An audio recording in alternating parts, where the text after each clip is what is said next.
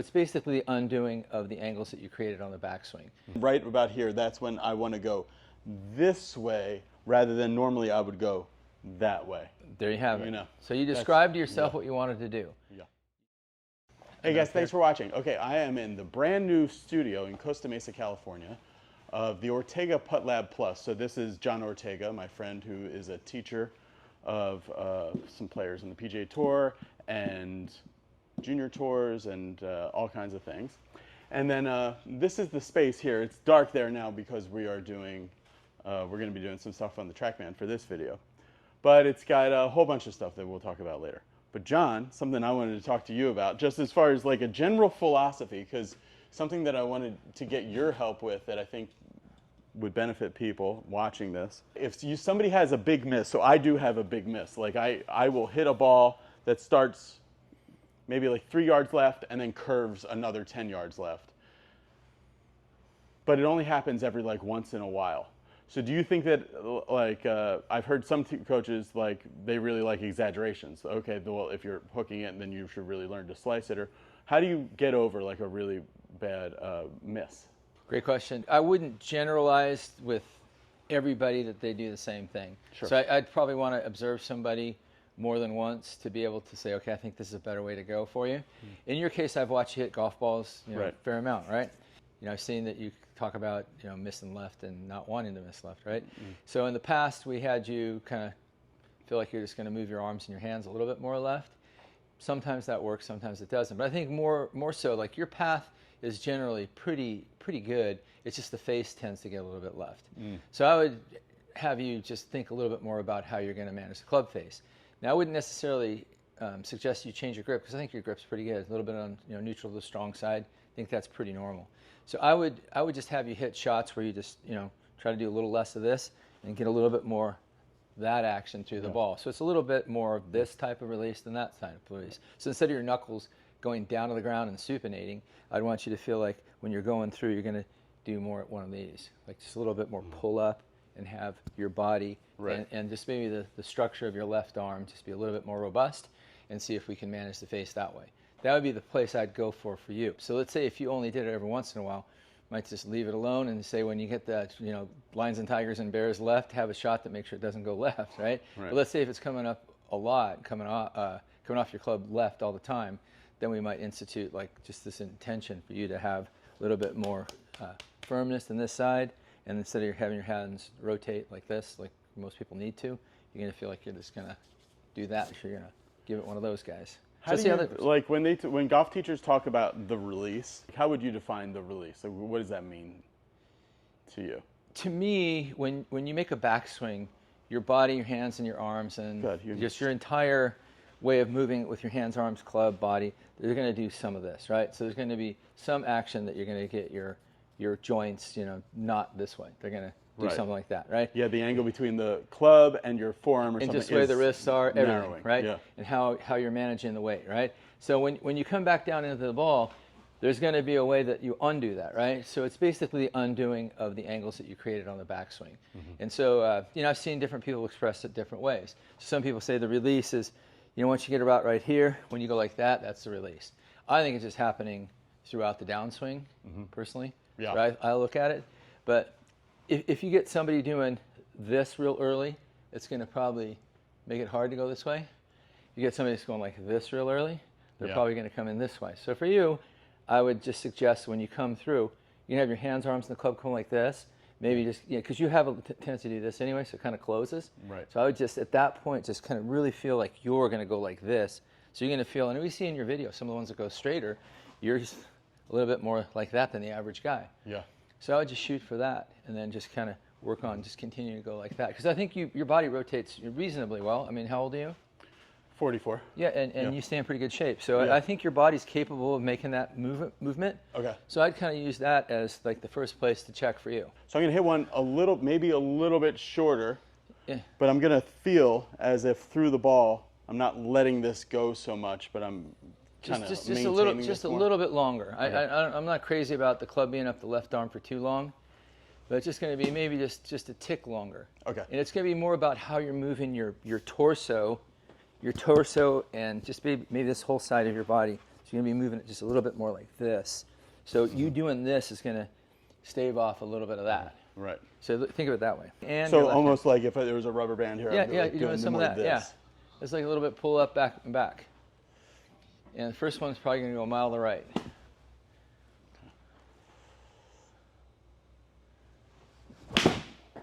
Mile to the right. Right. Yeah, and it didn't curve at all, right? Yeah, so we got all the numbers here. Yeah, so cool. You hit it 43 feet to the right, right? And the path was a little bit farther right than we want, so you need to kind of open up a little bit. But the face was actually open to the path. Mm-hmm. So if we get that, if the face doesn't get too close compared to the path, we shift the path left and you're good to go. From a golf swing point of view, what should be different? Because the path was too in to out, and the face was square to the path I made, right? Yeah, very square. Yeah, I would just get the path going more left. Okay. Same feeling, just get it going more left. Yeah, you could either aim a little bit more left. Can you show me that top view? Because it's something that you have that I haven't seen in another place. Over here? Yeah, from that last swing. That one. So they go back like that. Shaft, like you led pretty hard with your hands in the handle, so that lays the club face back a lot, and of course that was more than you need. But you see how you can see your hands right here? See right there? Yeah. So your hands are really in front. Like I was saying, like if you get your hands up there far enough, it's going to keep that club kind of more like that. Now it's the butt of the club's pointed at the center of your body, and you're about 45 degrees there. So that's, you could let it go a little bit more than that. I think we maybe overdid it. Just go a little bit more left right now. It's just only one thing. Okay. So same kind of feeling with the body, and just feel like you aim more left or swing more left or both. So that's probably going to be a little less right than the previous one, but still right. So you're not missing it left. Actually, that's pretty good. Look at that. That thing's... Yeah, and it's 7 nice. Yards further than my other one. Yeah, so you let that one go a little bit. But look at where your hands are right here. Even though you're not the longest here in the world, for working guy, you're pretty athletic, long guy. And so, like, there aren't too many working guys that carry their 9-iron 150 with no problem, right? Okay. And you're even trying to do something with your swing. The drill, yeah. So, if you kind of that was flash compressed nicely. Yeah, but if you look at the path is 4 and this is 2, so 4 and 2, give or take, right? They're virtually half. And then is that something you look at, like?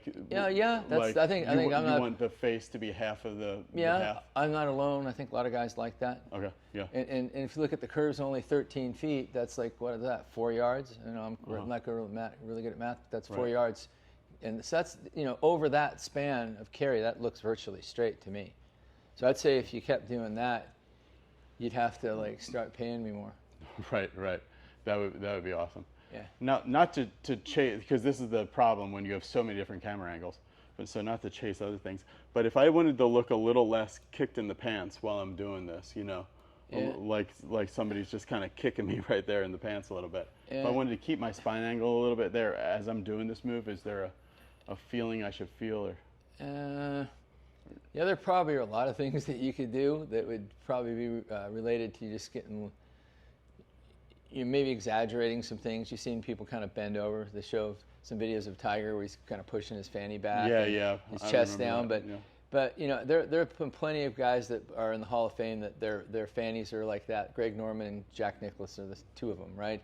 So I just don't, it's nice and romantic to think you got your butt back and all that, but if you can produce shots like this over and over, then you're just going to be one of those guys that just doesn't like. You wouldn't want to change everything trying to chase that. No, why chase a picture if you can hit the shots, right? The ball doesn't know. All right, so is there a good way for me to do kind of like a drills, kind of obsessed with drills, maybe a little too much, because this has been feels, and the feel was a more sturdy left side, and the whole body is going up and around me more. Mm-hmm. Is there a way that I can feel this in like a drill or something or to help ingrain this? Because I want to, if I just try to feel this in a full swing, I feel like I might lose it. But if I can go to like a more extreme drill, I feel like I could. You do one where you chunk it up. So you do. Yeah, I've heard this before, chunking. So you would chunk it up. So you'd go like this. And so let's say you're trying to get more of this, right? You chunk it up. You do one like this. Then you do a swing where you did that, you know, with a little bit more speed. That's kind of hard for me to do. I'm not real flexible. And then you go and hit the ball. So you do one where you're gonna like pose it, I guess you could say. You're gonna really chunk it up, really work on getting that. Then you do a swing where you do that, and then you go and hit the shot. So let's see how that works. Okay. So you're gonna do one where you kind of like maybe right there, then just kind of chunk it up. And yeah, you can even do that if you want to get your fanny back a little bit more. Fanny back will make it easier. So really, I'm trying to go down. Once I go down, I'm going. Yeah. This is opening. Yeah, and the fanny back makes it easier for you to go left if you're trying to go more left. If your fanny goes forward and you kind of hump, it's harder to go left. So you go like that, and make the next one like a swing. Take it there and make a swing, and then step on and hit one. So that's what Brian Manzella calls the bridge. So you do the practice where you chunk it, then you bridge it, and then you swing. Okay. And that probably didn't go left. I don't know if we got the video, because I don't know if I got the... Yeah, this is beautiful. Yeah. So a little bit of left in there. The curve was 19 feet. You hit it out of the center, and it ended up being 3 feet 4 inches to the left. So how much curve on a stock shot? How much curve do you think starts to be too much? It depends on the club. But Yeah, I think if you have a 150-yard shot, if you can curve it less than 15 feet, I think that's pretty good. That's like 5 yards of curve. Right. So over 150 yards, do the math. If this is curved 15 feet, that's like a foot every 10 yards, right? Right. I think I did that right. Do it kind of mostly like a So pose. when you say do it, what is your intention, what you're trying to accomplish. Okay, what I'm trying to accomplish is a little lower down than transition. Okay. So I'm here, I have my normal transition, but then right about here, that's when I want to go this way rather than normally I would go that way. There you have it. You know, so you described to yourself what you wanted to do. Yeah. You do it once that really kind of posed and like not so fast. And then you do one that's a little bit more regular speed, let's say. And then you hit one that's more just the real deal. Yeah.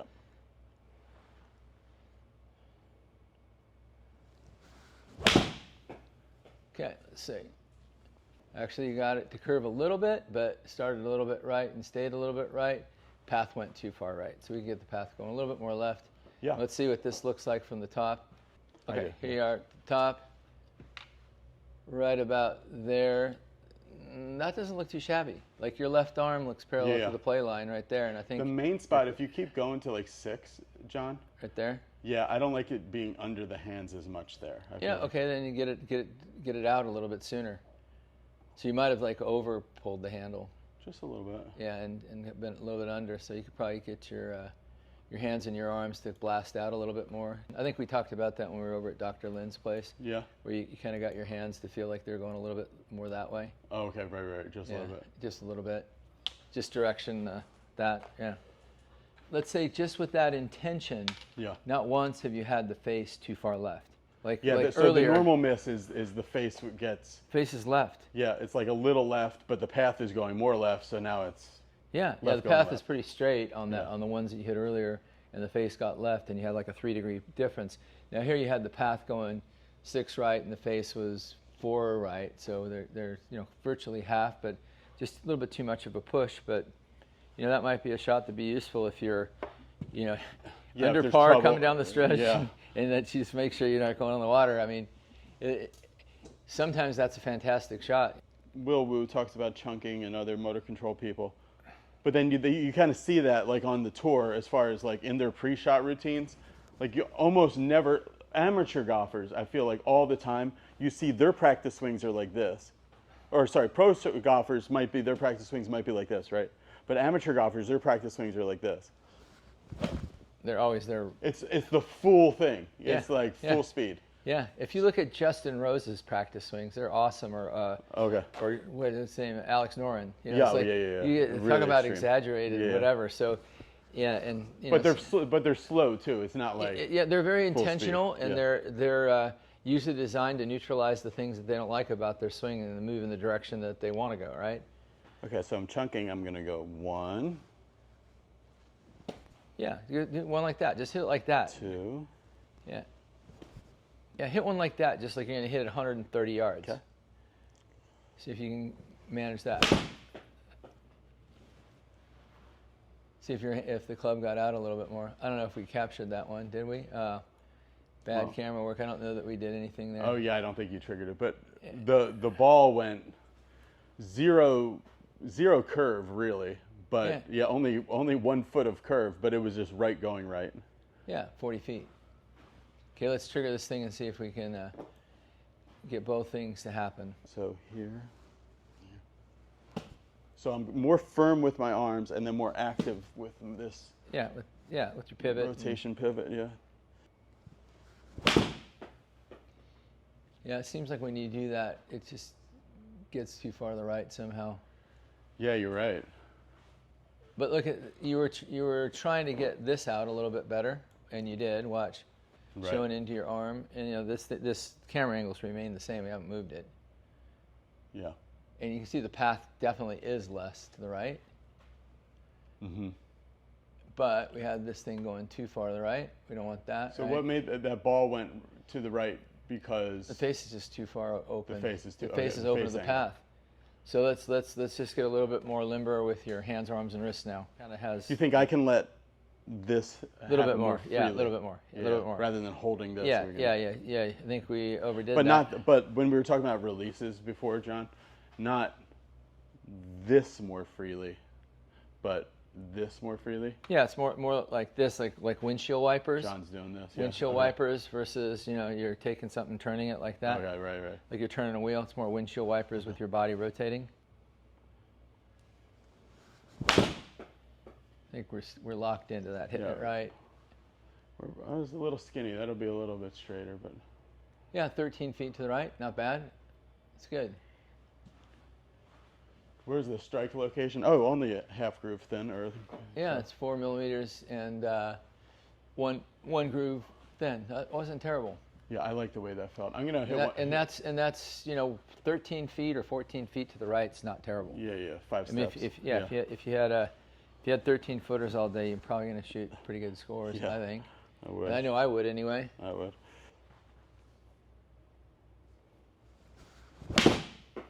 Yeah.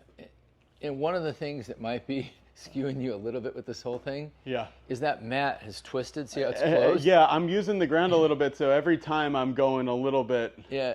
So that was my furthest and straightest shot. Yeah, but you can see that these are that's close to half, right?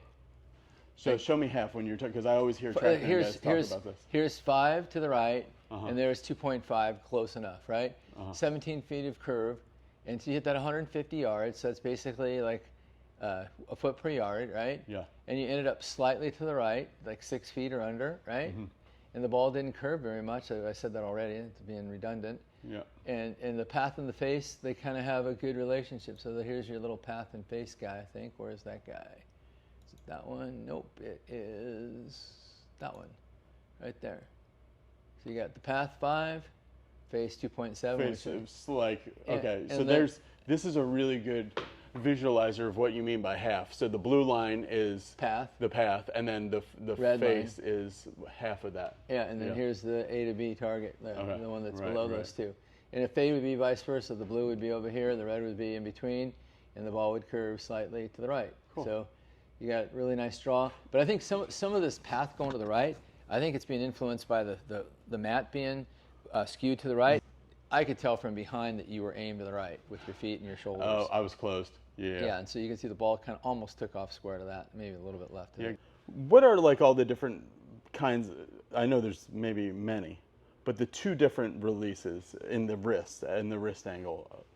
Now, was this kind of thing more popular in the old days, and now golfers are more doing this? Or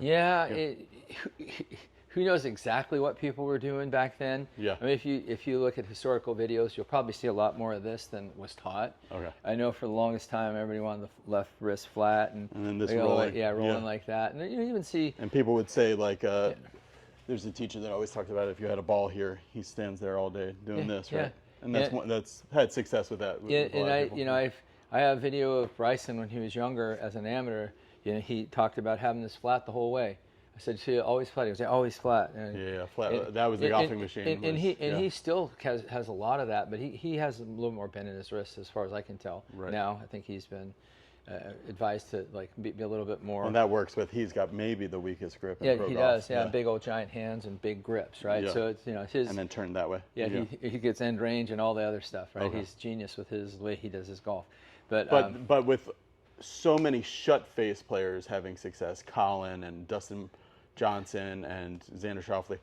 Now, if you're a more shut face player, you can't really have this more swiveling release, or can you? Because I noticed it kind of seems like they do this, and then they get here, yeah, they and give then it they up. go Yeah, like that. they do. Yeah. They do. So it's going this way, like Rahm. Any of those guys that are like this, they might be like this at impact, but they had been more, and they're going toward this. Okay. So it's like when they measure, like at least I've been told, I haven't been there when they measure, but they say that, they're usually going into extension, even if their wrist looks like it's flexed at impact. It was more they're going flexible. towards extension. Yeah. So I think, this has become more the norm and desirable to have this kind of action through the ball. Mm-hmm. When I was younger, and people were talking about flat left wrist, that was kind of the call. But and you'll even see some guys like Boo Weekley that way. They call it an up the wall release. Oh, okay. So it still exists, but I think if you just got 100 people together and you give them a pretty reasonably good grip and set them up, and I gave them like a little one of those tubes where you have like a swing plane kind of thingamajig, and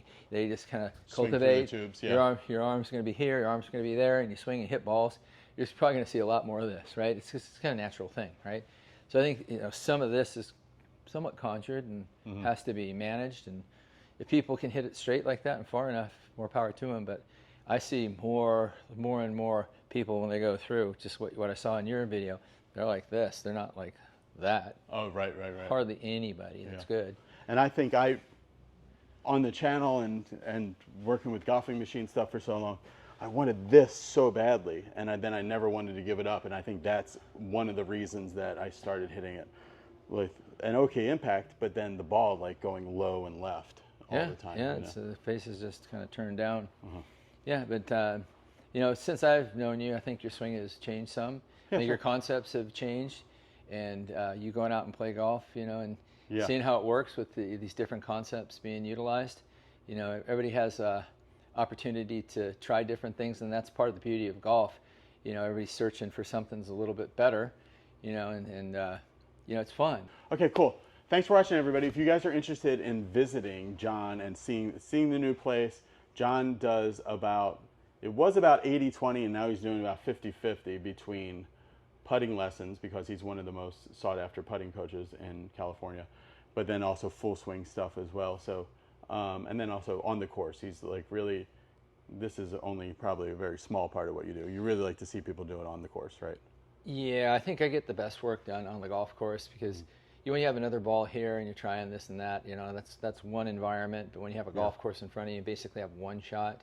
Of course, we hit more than one, but in a way, it's more the actual. Realistic. There's a lot more you can learn out there, but I enjoy that more too. What's the best way if people are interested in contacting you or coming here to Costa Mesa? What's the best way for them to get in contact with you? I think it's John at Ortega Putt Lab. John, we'll put it in the description below. We'll also put his Instagram. You guys can send him a message. Yeah, that's a good way too. Okay, cool. Okay, all right, thanks. Bye. Bye.